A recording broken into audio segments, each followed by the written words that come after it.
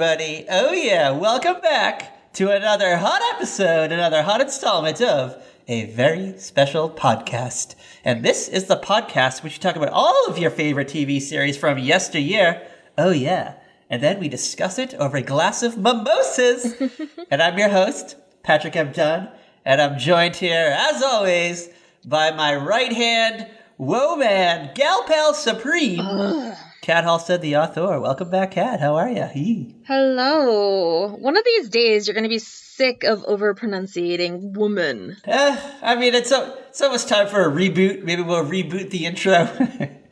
I mean, I've been rolling my eyes since the first time you did it, so. You know what? Next time we record, I'll have to, video you as I do the opening, just so our fans, our adoring fans, all, 6 of you, can see what it's like as I do my intro.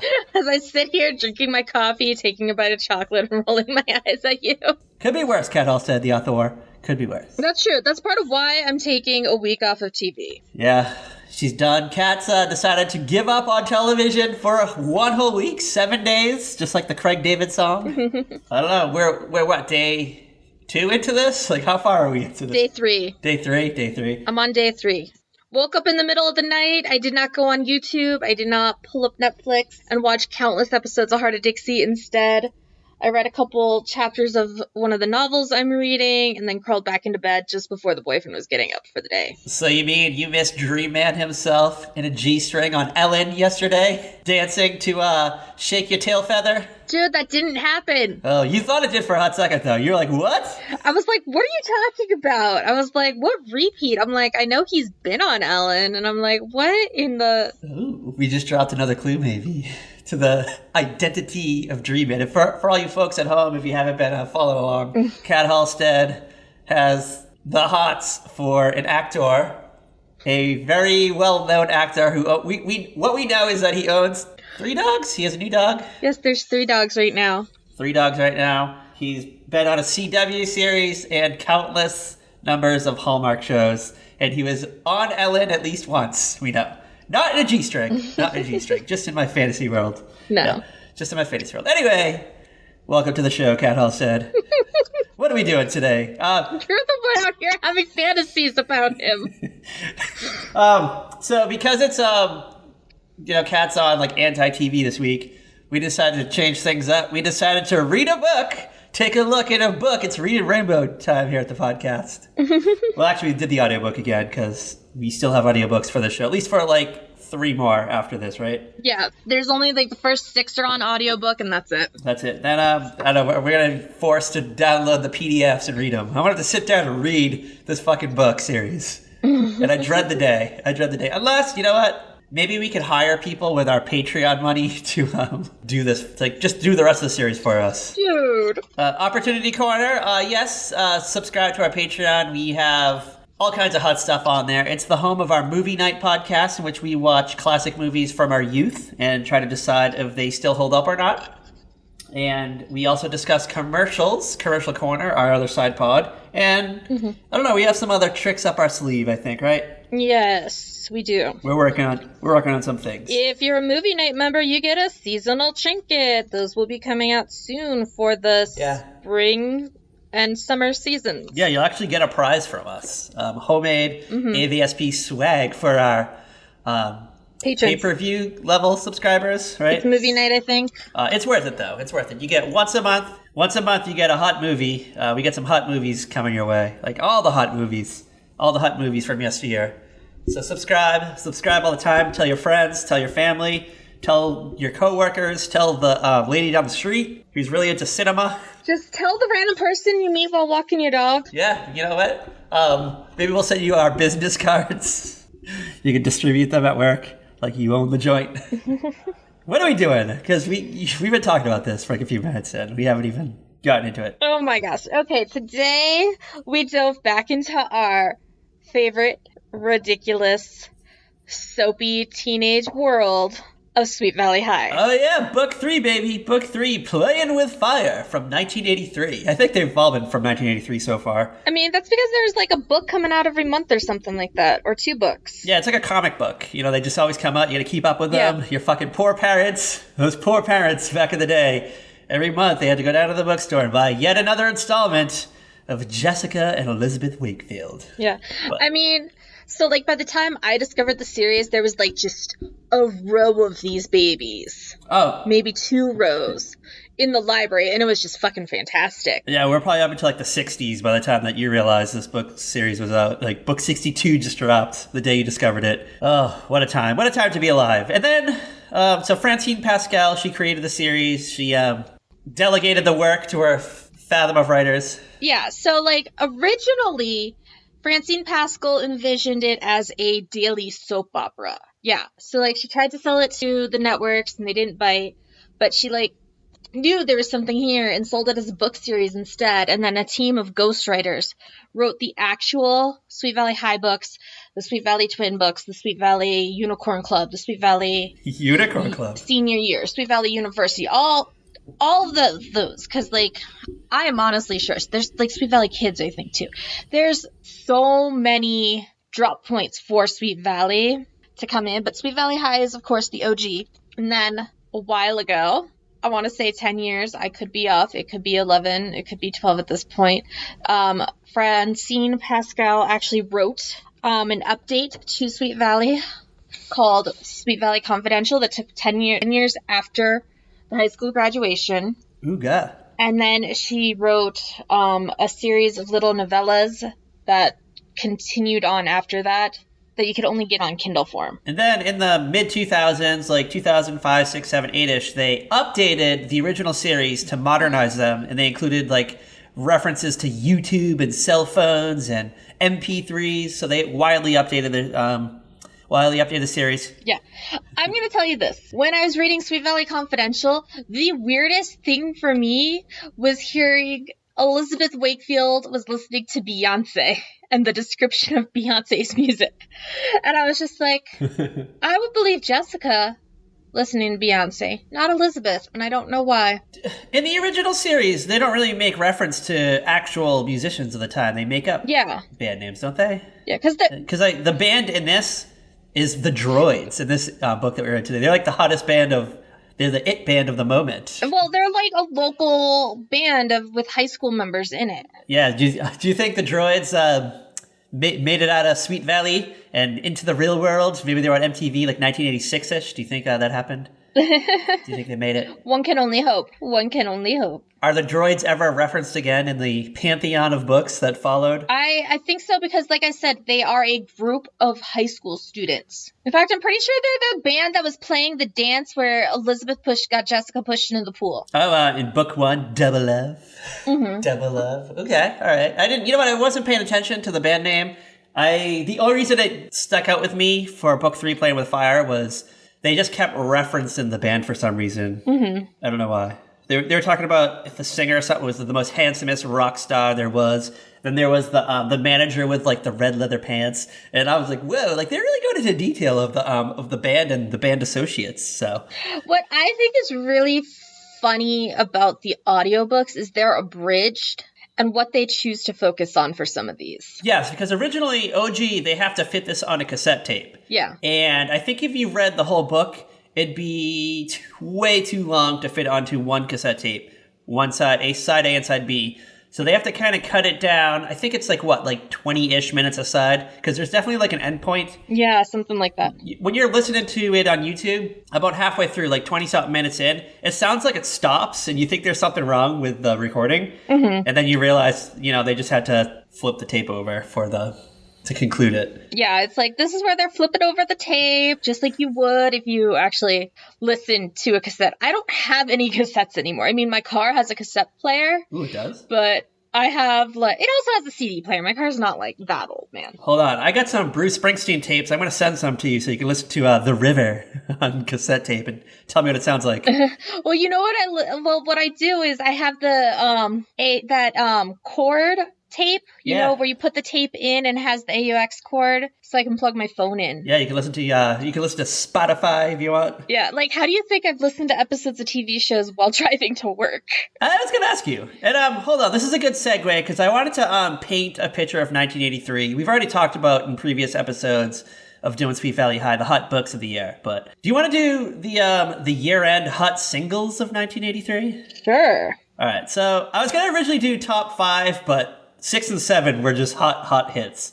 And I was actually looking through the whole 100 list, and 1983 is a fucking hot year for music. I just got to throw this up there. Like, I listened to a lot of this stuff regularly from this year. I think more than any other year, because I looked at the next couple of years. So okay, coming in at number 7, our boys, Hall & Oates with Maneater. Whoa, here she comes. Okay. Watch out, boys, she'll chew you up. Yes. Number 6, Bonnie Tyler with Total Eclipse of the Heart. Ooga. Oh, I love that song. Ooga. Oh my God, it's so funny. I was driving Axton home from school one day, and Total Eclipse of My Heart came on the radio, and Axton goes, "Aunt Kat, this song is in Trolls." And I was like, "Are you sure?" He's like, "Yes, Aunt Kat." He was like getting mad at me because I didn't. I was like, "Okay." He's like, "Can we watch Trolls when we get home?" I'm like, "Yeah, we can watch Trolls." And he's like, we get to the song. He's like, "See, Aunt Kat." I'm like, "Okay, kid." Timeless. I'm like, "Okay, Axton." Timeless song. You know what? Every like 5 or 6 years, it gets a resurgence. They throw it in something. It does. They remind us that it's there. I remember it being like really hot when we were in middle school, and I don't know why. Yeah, and then the early 2000s, it was an old school. Yeah. It was an old school. Was it old school that it was in? I think so. All right, coming at number 5, we're gonna get really shrieky cat face right now. Michael Jackson with "Beat It." Throw this on. I love his music, but not one of my favorites. But I do love number 4 though. Hold on, number 4 regularly gets spun on my musical playlist. Men at Work with "Down Under." We come from a land down under. Ooga. Not gonna lie, that's actually a song I'll turn up when it comes on. Oh, always. I don't know. It's just one of those songs that comes on and you turn that radio up just a little bit so it like moves through your body kind of thing. Yeah. Yeah, you feel those vibrations. Mm-hmm. All right. I'm going to say the same thing happens to me with number 3 because this is that song. No matter, you know what? The aux cord accidentally falls out of your car stereo and the regular radio comes on. And you're like, normally, like, it's like usually like a car commercial or something. And you're very quick to like put the cord back in. But if this song is playing, I'm going to play it through. Irene Cara with "Flashdance." What a feeling. Oh, yeah. Yeah. Ooga. Totally. And the next 2, hold on.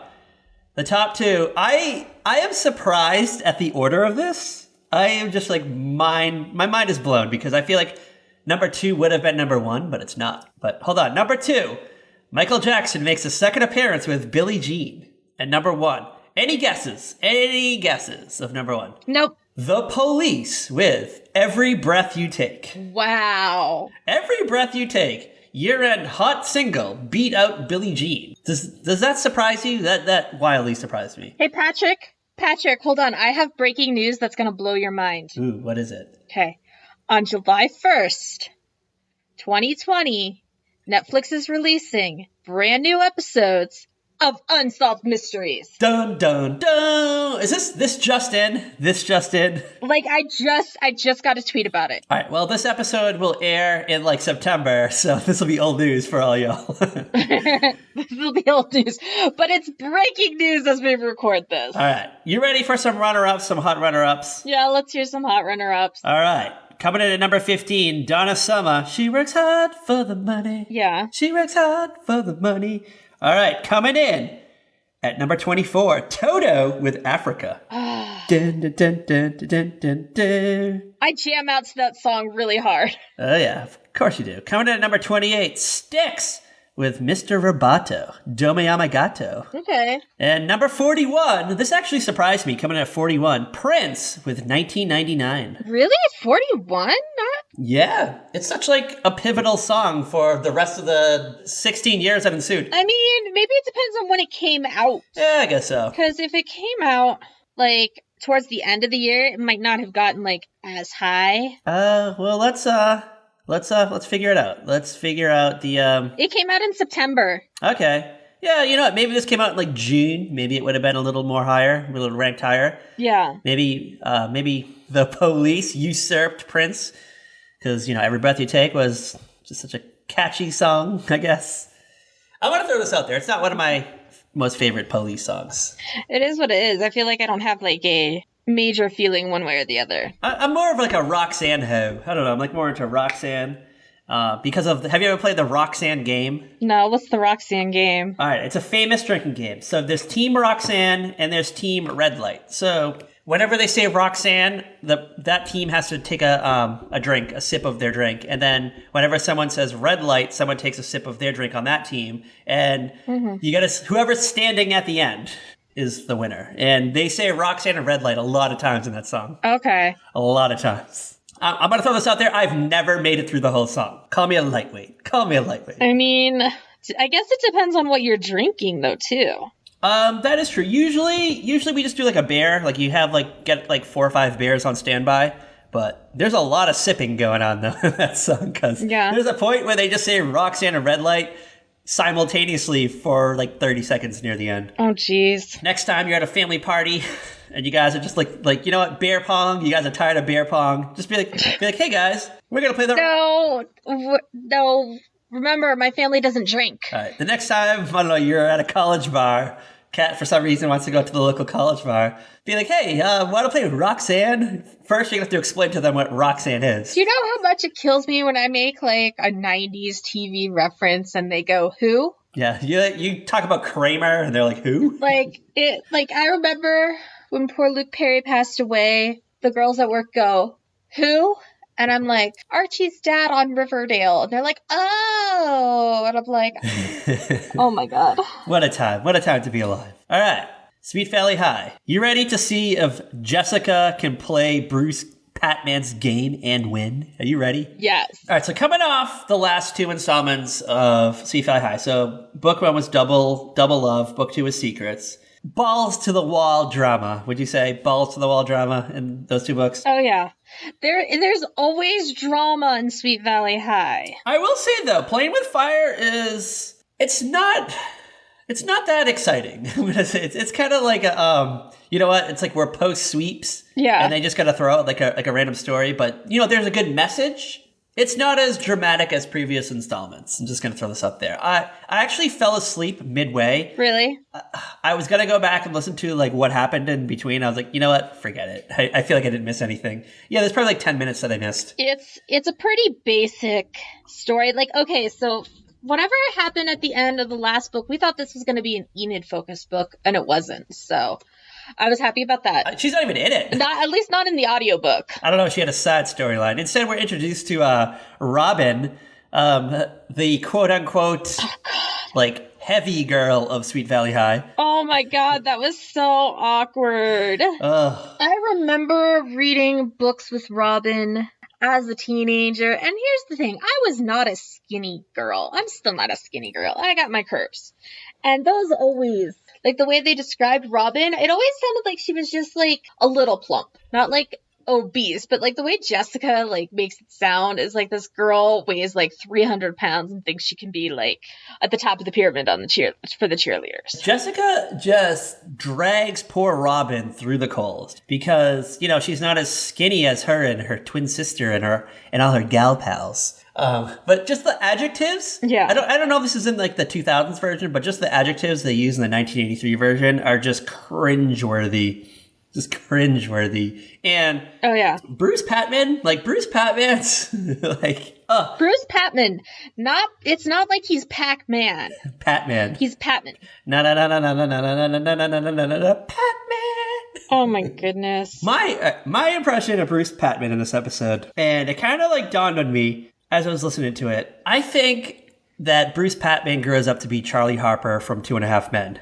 It's kind of crazy you say that because he looks like a young Charlie Sheen. And the voice actor sounds like him too. It sounds like just a weird sped up version of him. Okay, do you want to know what happened to Bruce? He gets chlamydia, never got it cured, so then his mind goes crazy. Somehow, after all the book series, Bruce and Elizabeth end up as best friends. Elizabeth? After Jessica and Todd, start their latest affair together and end up getting married, getting engaged. And Bruce and Elizabeth realize they have feelings for each other, but eventually Bruce cheats on Elizabeth too. With who? And they break up. With someone we know? I don't remember. Just like an out-of-book character? I don't remember because there were times I'd be like, what the hell? when I was reading the new books. This is in the Confidential series, the one you talked about like 12-ish years ago. Yeah, in the Confidential series. The Sweet Life called.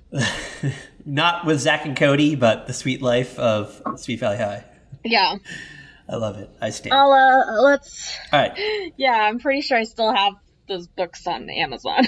All right. So a big focal point of this installment of Sweet Valley High focuses around Bruce and Jessica. They're now a couple. They're now dating. Yes. But Bruce is kind of like, he's controlling.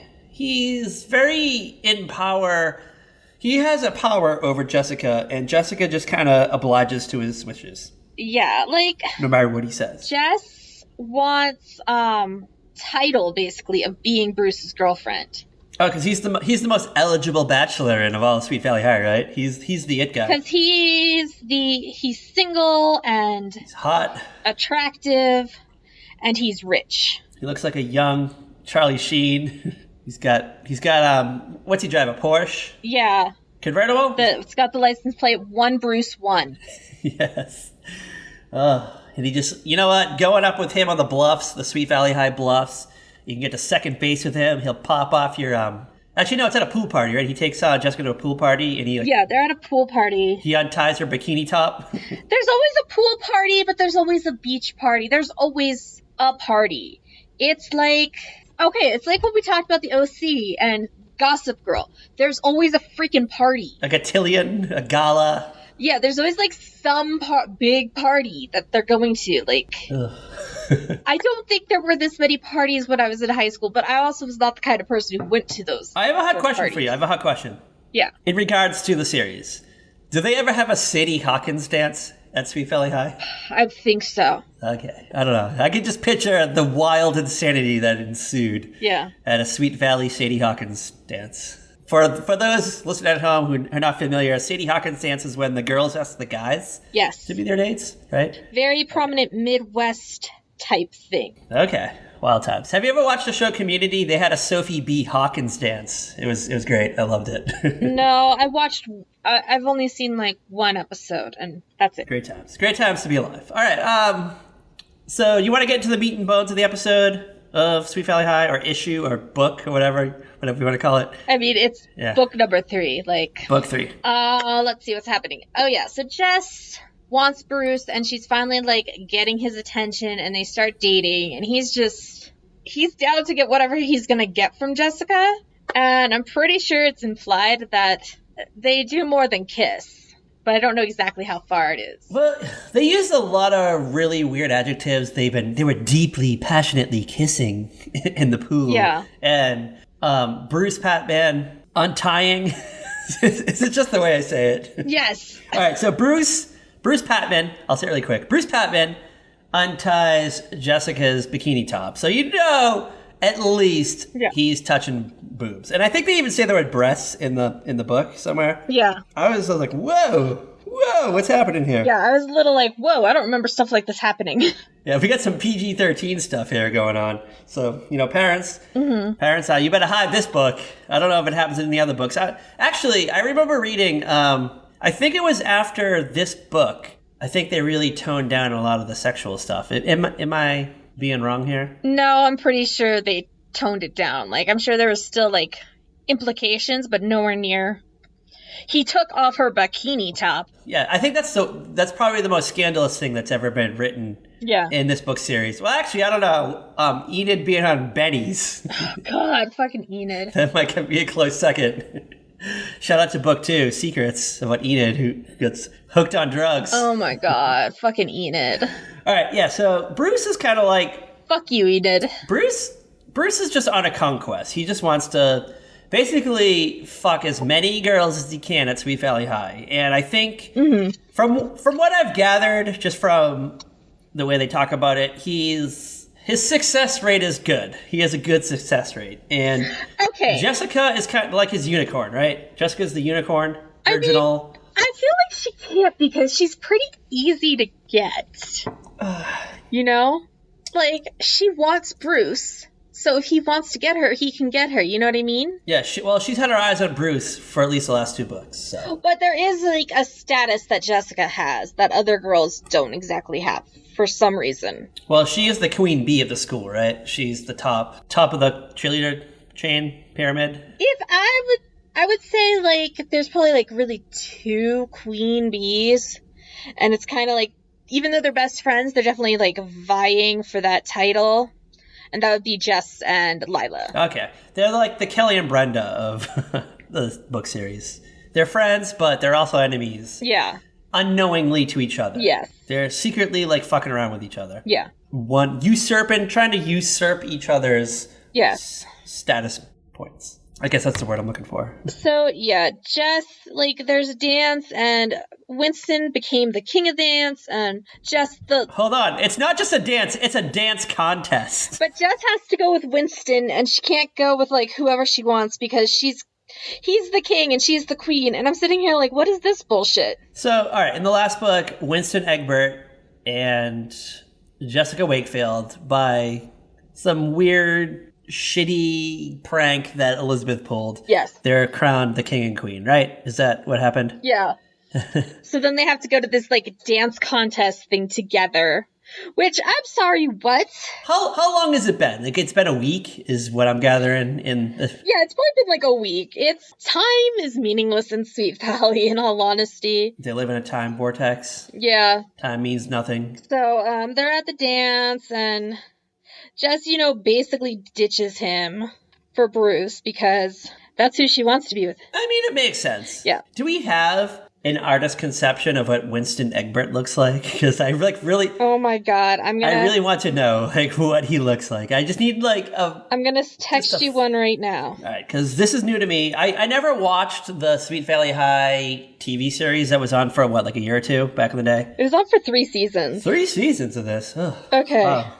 So I've never seen any of this. So this is all, like, this is all new to me. Trying to find a cover with Winston on it. I have pictures of the actor who played Winston on the series, and I'm just gonna send you that, because that's it. That's like... I'm gonna throw this out there. I just found a picture of him. They're doing that she's all that kind of thing where they just put the glasses on the mildly attractive person. I mean, he's definitely more attractive than Screech. Yeah, if you took the glasses off Winston Egbert, the TV version, maybe changed his clothing style a little bit, not that bad. Not that bad. Yeah. He's like a 7 at best. Still. That's where I want to go with as my focal point for Winston Egbert. So I guess I could see why Jessica... I mean, it makes sense. Jessica just doesn't want to be around him. She's put in this shitty circumstance where she has to be like a faux date with Winston Egbert. And this is obviously like peak... This is the peak of Winston's life. There's no going higher from here. This is what he's going to put in his college essay. I was the king of whatever dance that happened in last book. Yeah. And I got to be the host of the dance contest with the Droids, Sweet Valley's hottest band, up and coming. They're like the MTV 1985 buzz band. That's all I gotta say. Yeah. And you got some college admissions office like, oh my god, the Droids. Mm-hmm. I just saw that. I just saw their video yesterday. Ooh, we have to get this guy. And he was the king at the dance contest? Yeah, we need him. We need to bring him on and just... Yeah. Oh, yeah. Just think of all the things we could do. Just think of how we can market him. We could put him in the pamphlet that we sent out to potentials. Oh my god. Yeah, you know what? He's not hot, but he's like a 7 at best. You know, we could take off the glasses, maybe just move the hair back a little bit, maybe just get him out of those fucking overalls and corduroy overalls, and we can make it work. We can totally make it work. Maybe. He's totally the guy who volunteers to be in the college catalog. Oh, yeah. Pamphlet. Yeah. RA, do you think he's RA material, resident advisor? Oh, he's definitely going to try. Actually, he kind of reminds me, okay, like when I went to orientation for college, we had like these student leaders, like... Oh, yeah. Yeah, and he kind of reminds me of my student leader. Like, I think we even said he kind of reminds us of Winston Egbert. Like back in the day? Yeah, like back in the day. You and all your college gal pals? Yeah, me and the other girls from Group G. You and your CGPs? Shout out to your CGPs. My girls from Group G. Yeah, shout out to you guys. Group D, you said? G. Group G, ooh. Group G. Oh, yeah, I love it. Yeah. I love it. I stand college era Cod Halstead. I'm waiting for the Cod Halstead college years book series coming soon to a ebook near you. All right. Okay. Jessica ditches Winston to have a hot night with Bruce, and he just kind of... Jessica, you mean? Yeah, I'm sorry. Jessica ditches Winston for a hot night with Bruce. They go out. They go out in the town. They have a great time. They have a great night. He's perfect. He's the perfect specimen. Yeah, and now they're like boyfriend and girlfriend. Yeah, he I don't know. He asks her to go steady. I don't even know if he does. Does he even do that, or she just assumes? I don't think he actually does. I think it's just like he's like the most popular guy in school, and she's the most popular girl in school. So it's the perception of it. Yeah, people know that they went out onto the bluffs and made out for like 8 hours overnight. Yeah, overlooked Sweet Valley. Like Jess and Bruce left together. They're together now. They got. You know how it is back then. Oh yeah. So they were up in the bluffs, making out, talking. Mm-hmm. Jessica really connected with Bruce. Bruce is just like, whatever. You know what? Just another Friday night here in Sweet Valley. Yeah, it's just another weekend in Sweet Valley. But of course, Jessica. No, not Jessica. See, now you're making me do it. Elizabeth is like, you can't be dating Bruce. Bruce is an ass, basically. Yeah, we've learned in previous books that Bruce is an ass. Yeah. He's a jackass. He'll always be a jackass. But, like, Jessica's like, you can't tell me who to date, yada, yada.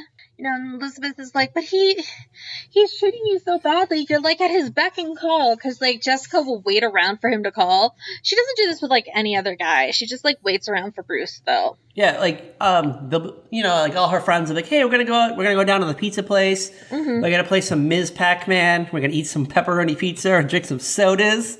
And she's like, you know what? I think I'm just gonna sit at home, watch some TV, watch some, I don't know, Dallas or whatever was on at the time. It's Friday night. Just gonna chill, watch Dallas, wait by the phone, and she assumes like at like 7:56 the phone's gonna ring, but yeah. You know, 7:56 comes, 7:57 comes, and so on and so on. And the phone never rings.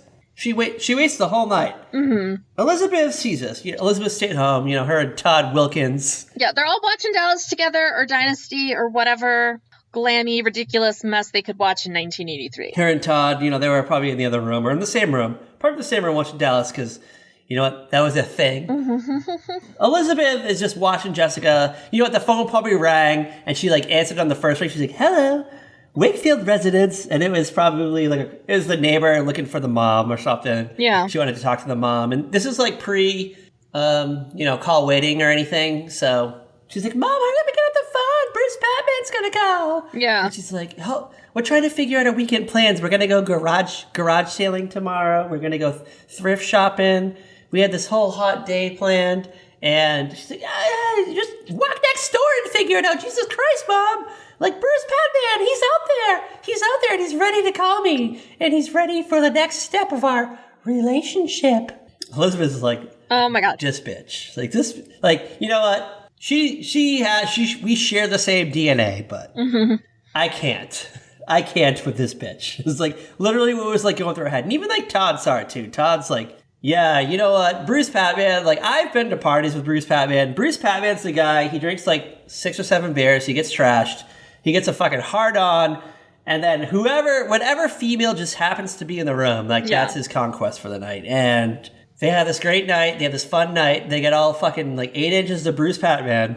And then the next day, the girl is like all smitten with him. And she calls him and he's like, who dis? He plays like the who dis call, like new phone who dis. Yeah. That's totally like 2020 Bruce Patman is like new phone who dis. That is totally. You know what's so I got a little tidbit here for you. It's just blow your mind. Okay. The girl's mother, Alice, almost married Bruce's father. What? Yep.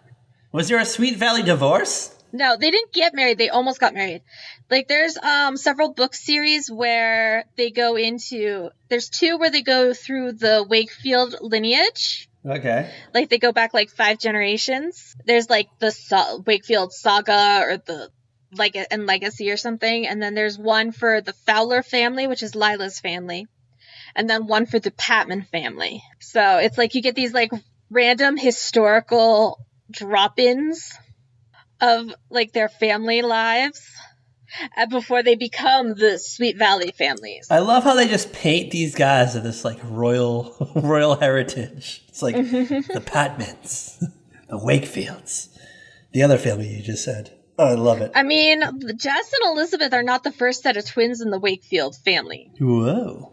I love it. At least 2 other sets. Okay, so they have like the twin gene runs high in the Wakefield gene. Yeah, and there's always like the nice, sweet one who's into writing, and then the wild party girl who's kind of a psychopath. I would love to see like Sweet Valley High, like 1886. Just the wild shenanigans that happened back then. Like maybe the Jessica of the day shows Kneecap. Jessalyn. Yeah, I love it. I stand. I want that series. Francine Pascal, if you listen to this, go back in time, do the 1886 version of Sweet Valley High. Dude, I'll send you the link to the book. Okay, send me the link. Send me the hot link. Yeah. Weekend project. I'll read Sweet Valley High. Family heritage. Yeah. So basically, Bruce is just, like, this has been the whole thing. Bruce is just dicking Jess along, like, the whole time. And she's letting him. Like, and she's doing stupid stuff along the way, like, she's cheating on school tests, and, like, she and one girl finally get caught that she's cheating because the girl failed that Jess cheated off of. Usually she passes, but she failed because she's focusing on the droids so much. Yeah, the droids are in town. The droids dropped a hot new single, and you know what? She was at the concert and she brought her little tape recorded it. Yeah. And she sat in a room like all night long listening to it while she had Polaroids of them. No, she's the lead singer of the group. Oh, she's the lead singer? I missed. Yes. I must have missed. This must have been the section where I fell asleep because. I think this is the section where you fell asleep. Oh, I love it. I love it. You know what? I had zero idea that the droids had a female lead singer. I just totally missed out on that element of this. I love it. I stand. Obviously. What is she akin to? Like, what real life band would you relate her to? Like, is she like the No Doubt of Sweet Valley? No, I would say it was more like a Blondie. Ooh, this girl is Deborah Harry. Yeah, I feel like that's more towards what it was. I love it. It's like they started off as punk, but then they became kind of like pop synthwave. Ooh, I stand. You know what? Someone out there needs to create the droids music for us. Just go back in time and just create the droids music. But I will say, I did dig the musical background effects of the audiobook. Yeah. That tried to like create the droids music. It's just very simple, very low key, very pleasing. It kind of like lulled me to sleep. It was very hypnotic. Yeah. I stand. All right, so there's the big party that happens at the end. This is kind of, Elizabeth has been warning Jess all issue long how shitty Bruce is. You're a shitty human, Bruce. Yes. You're shitty. Bruce is shitty. You need to get away from him. You know what? Like, he strings you along. Like, all of a sudden, like, you guys are going to go to see Return of the Jedi at the local Cineplex. But then at the last minute, he's like, nope, I'm going somewhere else. Yeah. And she's like, okay. And then she just goes home and watches Dallas while he's out there, you know, philandering. He's out there taking off another bikini top. Oh, yeah. There was another pool party on the other side of town, the other side of Sweet Valley, and it was pretty sweet. Elizabeth, like, she's trying to get her point across to Jessica that Bruce is just horrible. Yeah. He's emotionally abusing her. Like, he's not physically harming her, but he is. He's emotionally and mentally fucking with her. And I feel like, I mean, I don't know my history of emotional abuse, but I feel like this is kind of the forefront of it, do you think? Would you say? I think so. So, shout out to Francine Pascal for, I don't know, I guess bringing this to the forefront. And just letting these young girls know that, like, hey, you know what? Just because he's cute and popular and has a big dick doesn't mean that he's end-all, be-all. There's other people out there. You don't need a Porsche. He could just drive a Monte Carlo, just as good. Gets you from point A to point B. You know what? You guys are young. Figure out who you are. You know, focus on that. Figure out on who you are and who you want to be. Yeah. Rather than just trying to be the girlfriend of a status symbol. Be yourself, I think, is the message that Francine Pascal was going for. But she just kind of went along with it in a shitty way. I mean, kind of went along with it in 1983. Yeah. I mean, mindset. Do you think there was like a 12-year-old girl out there reading this, just like, you know what? George, the hot guy in my middle school, maybe he's not the one. You know what? Maybe there's other people out there. I think it could have maybe saved some young girl's life at the time. Maybe. I have to be with them. Listen, my thoughts about, like, drinking were totally, like, colored by these books. Because, you know, it's like you have one sip of vodka in Sweet Valley and you're just drunk and you're gonna, like, put your sister in a coma. How does the book end, Kat Hell, said the author? Okay, so there was supposed to be some party that Jess was supposed to go to with Bruce. And he, like, was like, no, we're not gonna do that anymore. You know, you stay at home, have fun with your sister. I just gotta go do this thing with my parents. So, Jess ends up going to this party anyways, and there's fucking Bruce with some other girl. Yeah, what the fuck? Because he's Bruce and he's an ass. I mean, it's wild to think. So this is definitely a pre-cell phone, pre-social media time. Yeah. So you could get away with this kind of stuff back in the day. And by that point, if someone said, hey, Bruce is at this party, it all just becomes he said, she said. And he's like, I wasn't there. What the fuck are you talking about? Bruce was getting away with it for a while. What a wild time to live without receipts. I know, right? Can you imagine? I don't know. Like, it doesn't... That kind of world doesn't exist anymore. Because, like, now, someone just walks into a party, they snap a pic of Bruce on the little, like, the little, like, love seat thing outside, the little outside love seat. It's him canoodling with some gal. And they snap it. Jess would know about it within 10 minutes. Jess would see the pic and she'd be like, "Da fuck?" And it's over. This whole, like, book series is over. There's no... Yeah. So, I guess to answer the question, is technology a blessing or a curse? Storytelling-wise. You know what? You can use it as a blessing. It depends on how you use it, though. You can use it around. You know? You gotta utilize it right. You know, we're a podcast that goes through old sitcoms. We've gone through episodes of Seinfeld, in which this whole conundrum they were in could have been just shut down immediately because of a text or a video or a location app. Exactly. It's like, okay, this is where you park the car, George. I love it. I stand. I mean, if I go to a place that I'm not familiar with, I 100% take a picture of where I parked my car so I know where the hell it is. Like, even though my car has stickers on it that will stand out to me, there are like a dozen blue Jeep Grand Cherokees around. Yeah, and the iPhone has the pin drop, so I use the pin drop a lot, so it pinpoints where you are in the street or the parking lot or wherever. So when I walk out of somewhere and I'm like, where the fuck did I park? I just pull up my phone, I just walk towards the pin drop. Well, yeah, like, I went to the mall once here in town, and I could have sworn I went in the same door I went out the same door I went in, and apparently not, because I got completely lost trying to find my car. It happens. In the parking lot. I was like, what the hell? It's like, where's my damn She-Ra sticker? I mean, it happens. Where's my Futurama sticker? It happens. Ooh, you got a Futurama sticker? Yeah. I have a Planet Express sticker on my car. I stand. I didn't know you were Futurama stan. I feel like we should get Futurama on the pod lineup. Patrick, I'm going to show you something on my wall. My painting of Bender. I'm in an intense Futurama rewatch right now, so Ooh. We'll have to have a late night chat about Futurama. And I got friends that actually worked on the Futurama revival series, so I get like pics of like storyboards and stuff that cool. aren't as exciting as I thought they would be, but you know, they're fun. But anyway, we'll get Futurama on the lineup. We'll do it someday. Shout out to Leela. Anyway, all right, how does it end, girl? How does it end? Let's just get to the end. Jess confronts Bruce, and he's like just a cocky piece of shit. Typical Bruce. Yeah, typical Bruce, typical psychotic Jessica. The fandom has decided Jessica's a sociopath. This is like the starts of crazy Jessica. Jessica gets like really crazy later on in the books. Jessica versus Elizabeth. I mean, obviously, I'm an Elizabeth stan. I'm into Liz. Down with Liz. Mm-hmm. But a part of me I still root for Jessica. I still hope for the best for her. I don't know how you feel about it. I like root for Jessica until she starts fucking around with Todd. That happens way later. Like in college years or something. Sweet Valley High, the college years. Coming this fall. It's Sweet Valley University. There's a whole book series there too. So I think we've gone through the beats. We've gone through it all. Very early on, I expressed my dismay for this book.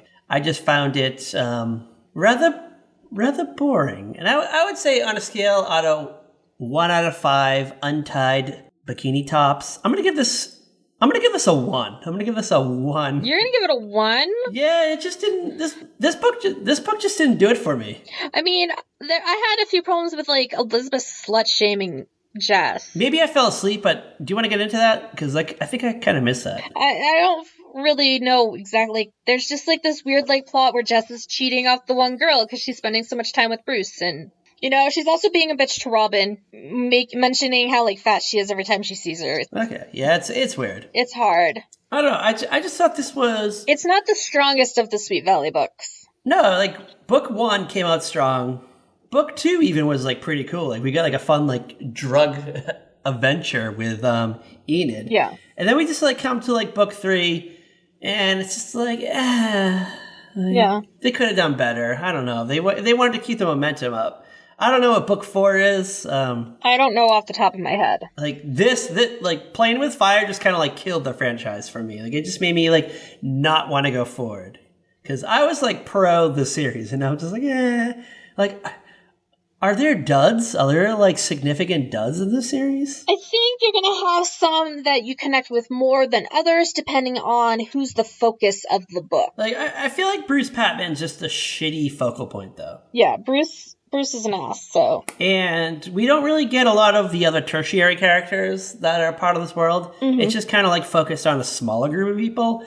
And I think that's what's kind of made this just a boring entry to the series. Yeah, the next one is about Robin trying to join the Pi Beta Alphas. Oh, okay. That was a very brief focal point, like in the first like 10 minutes of this book, because she wanted to join the sorority that this high school has, and because of course that's totally a thing. Jess is kind of like, why do you want to join a sorority, Robin?